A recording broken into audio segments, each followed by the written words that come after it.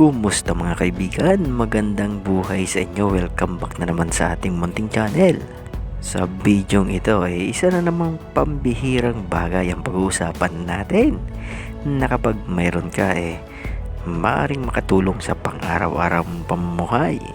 Pero bago tayo magpatuloy, kung kayo ay bago lang dito sa aking munting channel at hindi pa nakasubscribe, ay pindutin nyo na ang subscribe button at notification bell para isa rin kayo sa unang makakapanood kapag mayroon akong bagong upload.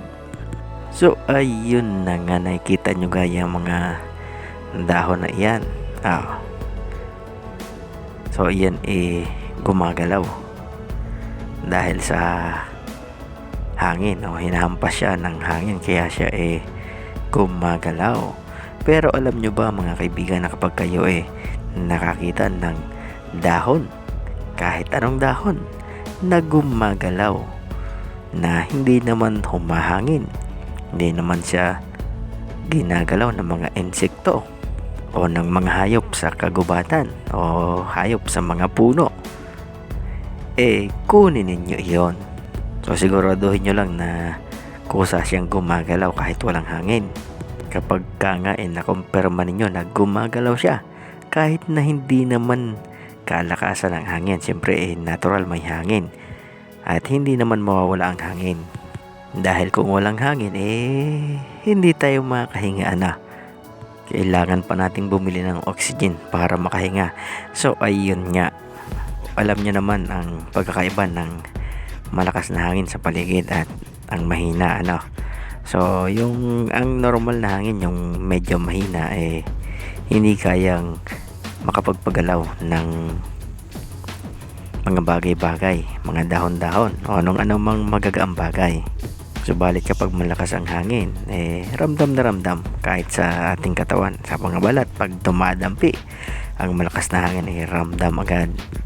So ayun nga, kapag ka nga kayo nakakita ng dahon, kahit anong uring ng dahon na akala nyo sumasayaw-sayaw o gumagalaw-galaw, na kumakaway-kaway o pumapayapay sa inyo, na hindi naman siya pinagagalaw ng hangin o mga insekto, at kadalasan siya laang ang gumagalaw. Marami siyang katulad na dahon, subalit nag-iisa siyang dahon na gumagalaw-galaw. Iyon kunin ninyo mga kaibigan. So ano naman ang maitutulong sa inyo niyan? So iyan magagamit ninyo na pampaswerte kung kayo may mga tindahan.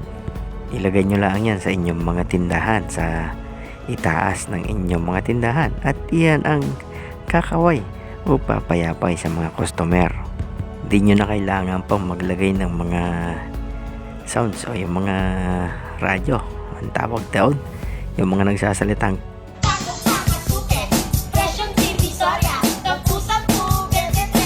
DJ.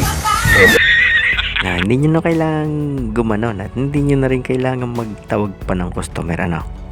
Kapag mayroon kayo niyan sa bungad ng inyong mga tindahan sa taas, naikusa ng lalapit sa inyong tindahan ang mga buyer, at kapag may nagustuhan sila sa inyong paninda, syempre bibili sila. So hindi kayo katulad ng ibang tindahan na nilalagpas-lagpasan lang. Maganda rin iyan sa mga namamasada, tulad na laan ng mga jeepney driver, taxi driver, tricycle driver, basta yung mga driver na namamasada na hindi naman online ng booking, yung kailangan pang kumuway sa mga pasahero.